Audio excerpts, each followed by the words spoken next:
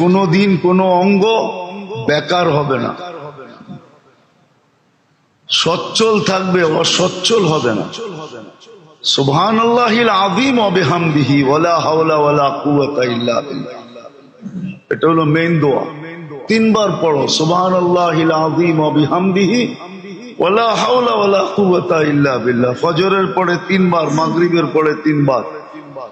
জীবনে কোনো অঙ্গ কি হবে না, অকেজো হবে না, অকেজো হবে না, সব সময় সচ্ছল থাকবে। জুমার দিন, জুমা থেকে নিয়ে সূর্য ডুবা পর্যন্ত কুল হুয়াল্লাহ 7 বার, ফালাক 7 বার, নাস 7 বার পড়ো। এক সপ্তাহ কোনো কঠিন রোগে আক্রান্ত হবে না, না, না, না। কেন এই কথা হাদিসে আসতো? কোনো কঠিন রোগে আক্রান্ত হবে না।